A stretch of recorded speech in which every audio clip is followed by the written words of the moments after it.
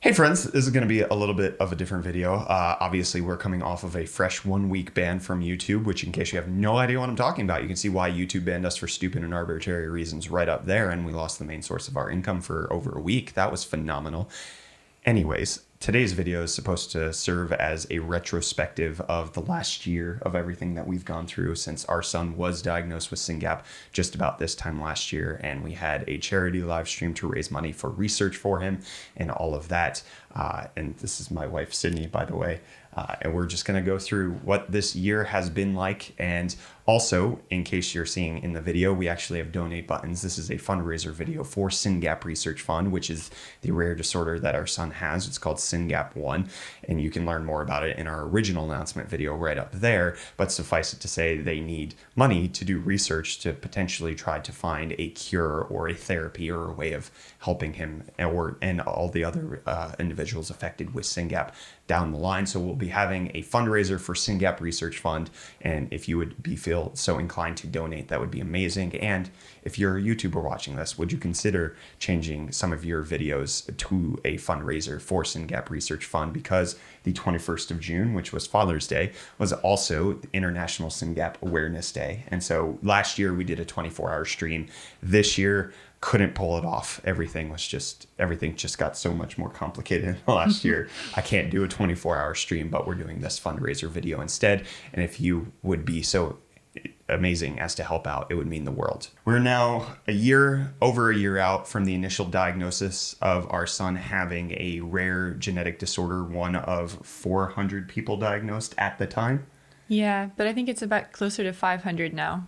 Yes. So we obviously in the last year have moved across the world. We were in South Africa at the time. He was the first one diagnosed on the African continent. I'm not sure that that's exactly true, but certainly the first one diagnosed in sub-Saharan Africa. Okay, so I'm starting to see people like maybe out of Morocco or Egypt, and who knows who was first, but... Okay. Well, regardless, a very rare disorder that nobody in South Africa had seen before. And when we had to deal with all of the South African neurologists, they basically came and told us that we would get much better care in the United States. And in case you want the full breakdown of all of that happening, we released a video in September you can check out right up there talking about how he was having over 1,000 seizures per day just from his disorder. And we finally got that taken care of, flew back, and you were actually the first one to come back to the United States. So do you want to maybe walk us through what that was like, getting care for him in the month that I was still in South Africa, and how we've kind of gone through the journey since? Well, when we first got here, there was no really getting care for him. We were trying to avoid getting care for him because we didn't have insurance for those first 3 weeks. Yeah, 2 or 3 weeks. So it was really, he was on the keto diet and I think 3 other drugs at that time, and his seizures were pretty decently controlled. So, when I say decently controlled, he was still having several dozen a day, but that's good for him. So, we were trying to avoid getting him care. So I didn't really take him out anywhere unless it was just like shopping for stuff for the house that we needed.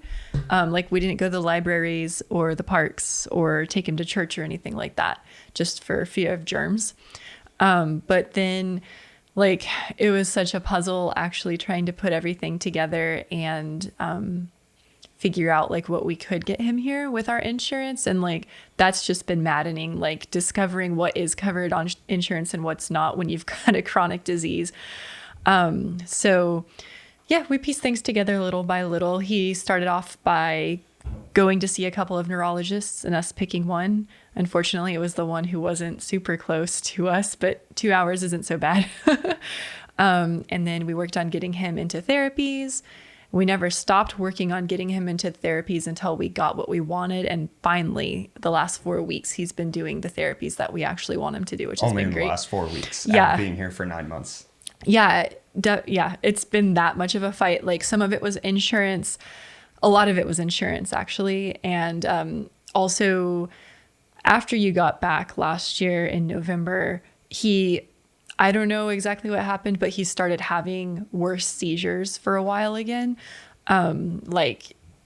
he was having maybe like 50, 60, 70 drops per day. So a lot of them are really short and it just involves like his eyes twitching. But then there's other ones where like he loses muscle tone in his body and it can take him to the ground. And he was having like 50 or 60 of those a day. He wasn't doing so well with his seizures then. And so it wasn't really feasible to send him to therapy because he was just going to collapse on them all the time. Yeah, like it's hard to do therapy when you're like constantly like losing body tone and your brain's redirecting and all of that. But I think back at the end of January, we got to a point where he was taking Epidiolex, which is FDA approved CBD oil, in conjunction with his other drugs. And we started to see little glimmers of hope where he was having less seizures and starting to do better in that regard. So since then, we did therapies, and then COVID happened, and then we started therapies again somewhere else.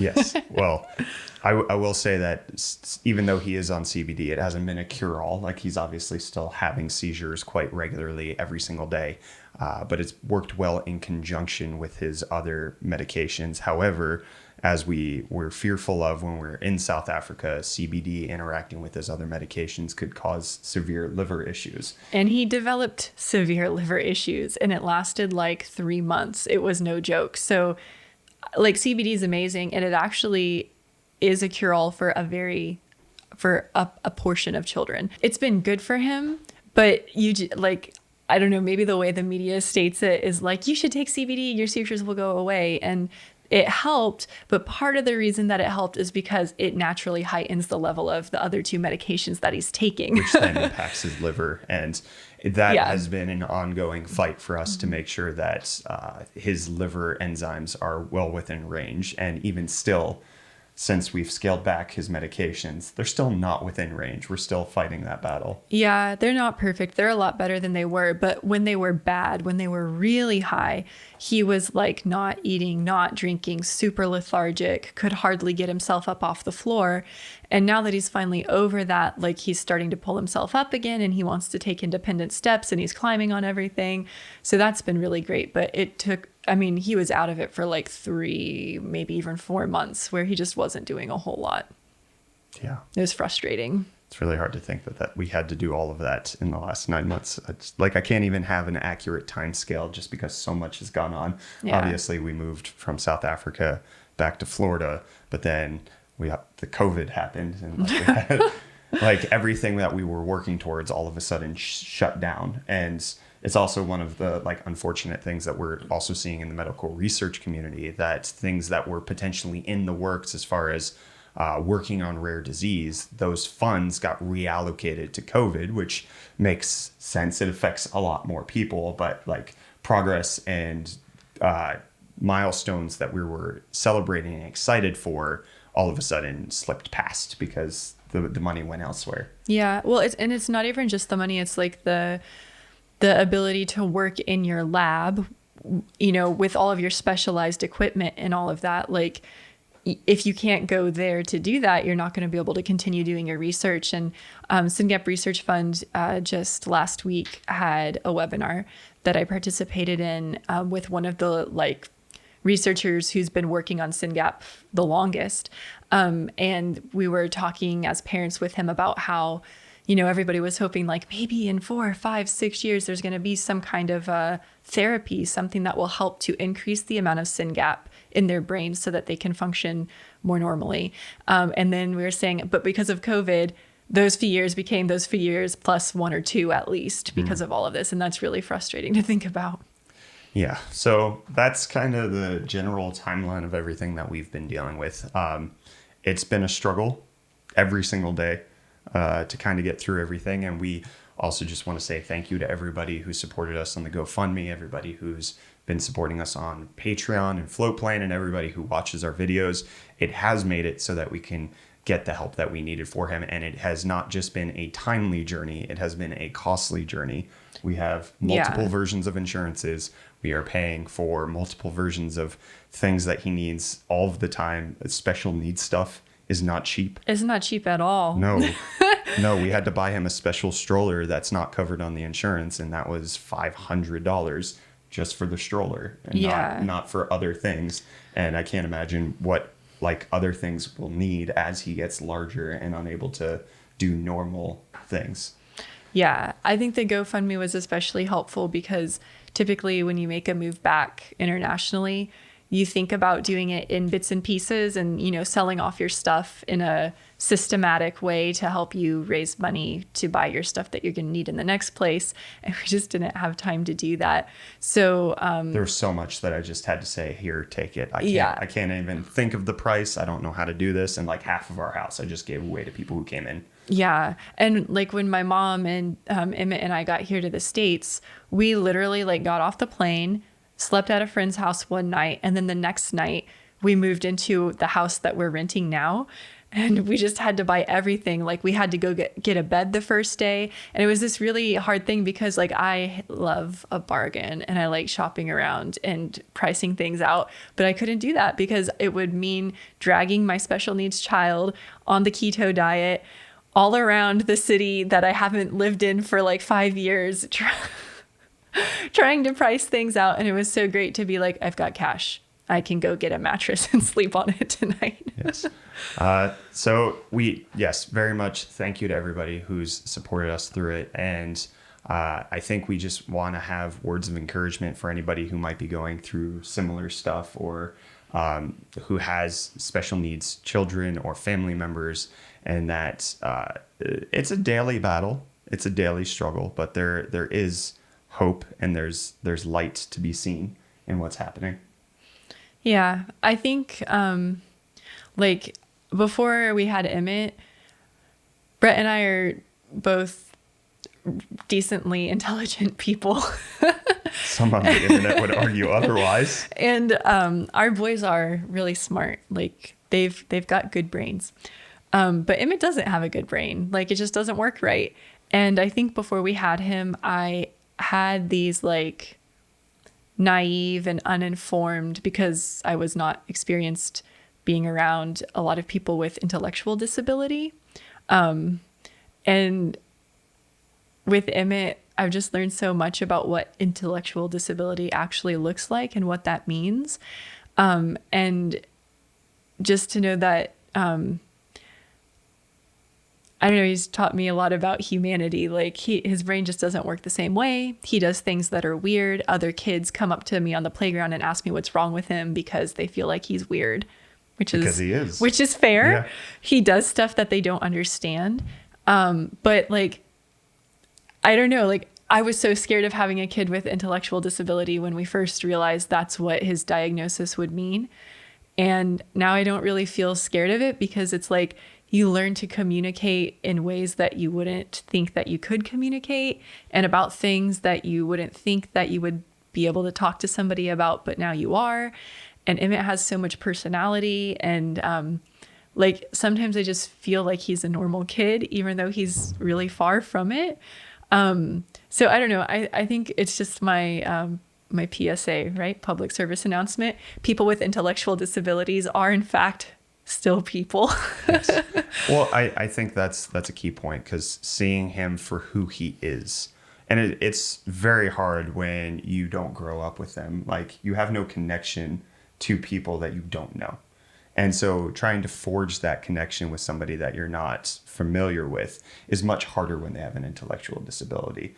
Yeah. But seeing who he is, there's more to him than just his physical disabilities, but you only get to that when you can actually be familiar with him and look past his disabilities, and not in that like cliche, oh, just look past their disabilities. No, you have to actually know him. You have to know his tics. Yeah. You have to know his triggers, the things that set him off, and see past those, because those just become normal to you. Yeah, that's definitely true. And I think that's maybe something that it actually happens, that you're able to do that when you spend time around people with disabilities. Like I guess I've met a few people who don't deal with people with disabilities a lot, who are kind of like naturals, like maybe they're used to working with kids or something like that. But I'm just thinking like of his brothers, like they know him as well as we do, and it's because they spend so much time around him that they also know how to communicate with him. And like maybe some of the nannies who have worked with him, they spend so much time with him that it's just like they're part of the family.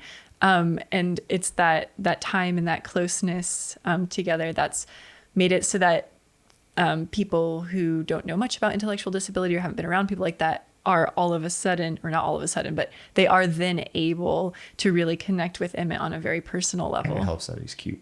He's really cute. Yeah. But I also just want to say a big thank you, even though they'll never watch this video. Our older boys have been phenomenal through this journey. Like, it's so easy to focus on the young one because he's the one who has the major problems, but they had their lives upended just as much as we did, and they've handled it spectacularly. Very few, like, you typically get with kids that they'll start having behavior challenges with like huge changes like this. And honestly, they haven't really had that. And I think part of that is because we've tried to over communicate with them and let them know like exactly what's happening, how it's going to happen, when it's going to happen, so that nothing's a shock to them. But they've been amazing at dealing with the struggles and the change and being really great brothers to Emmett. Yeah, they really love him. Like, sometimes I have to tell them, like, leave him alone. Like, stop playing with him. Let him have some time on his own, because He needs to learn to explore. yeah, and you're just like doing everything for him, and like he's not learning to like be okay with being by himself sometimes, or playing with something on his own. I think they're going to be really good people because of it. And yeah, it's hard because we do a lot for Emmett right now because we want him to have a full life and to be able to develop skills. And that takes a lot more for him to develop a skill than it does for a typical child who just like absorbs a skill. Yes, yeah.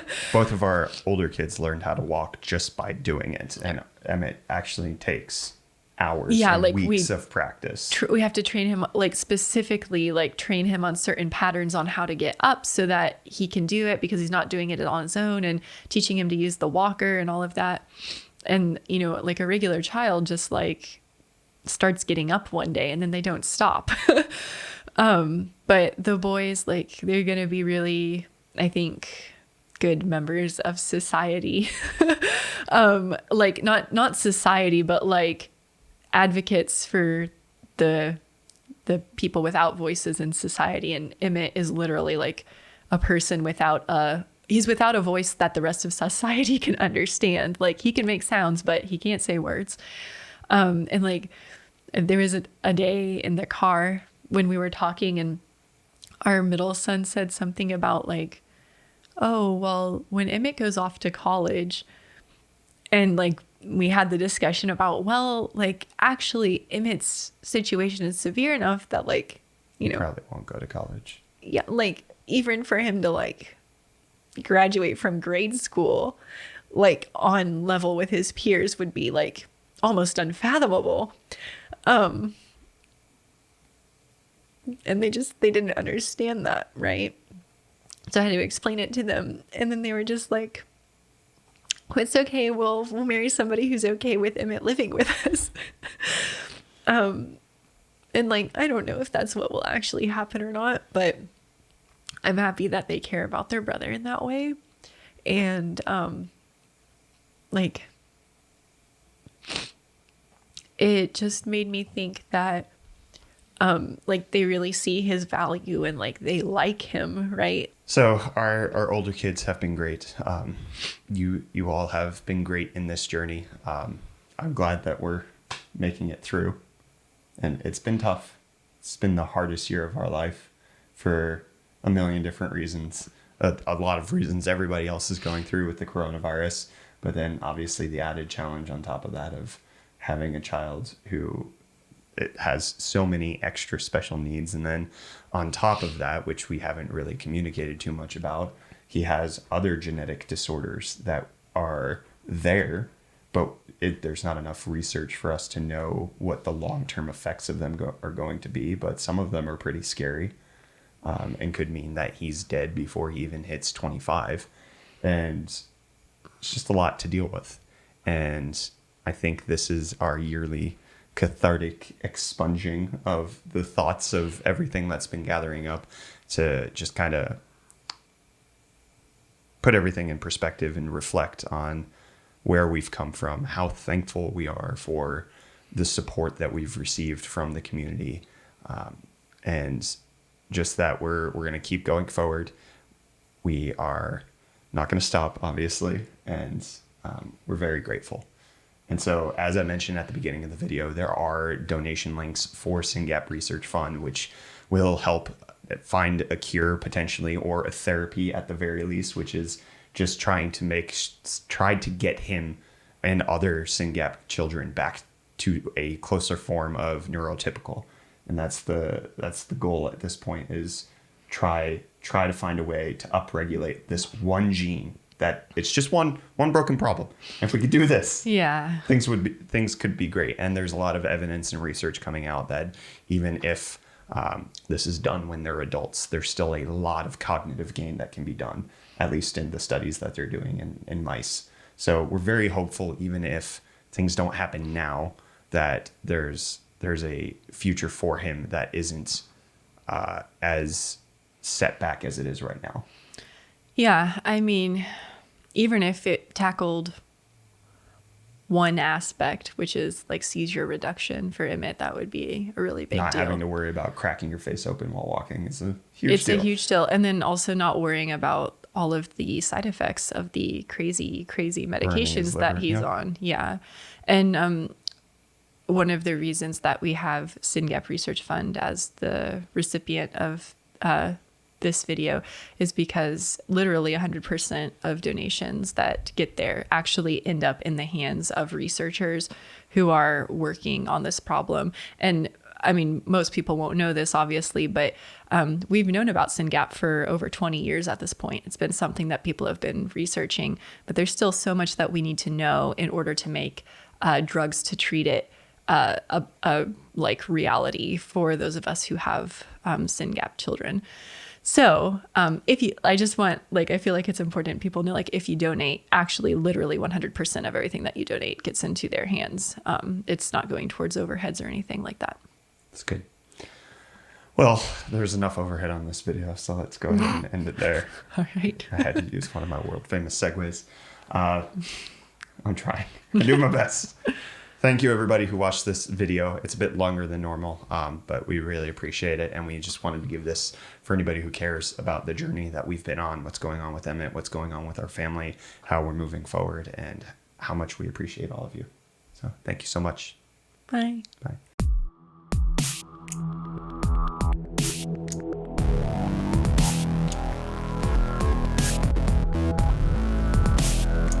I don't even know how I started this video, so I'm just going to redo an intro. Start with a song. Hey, yeah, hey, yeah. You think you got it. Oh, you think you got it. But got it, just don't get it when there's nothing to go.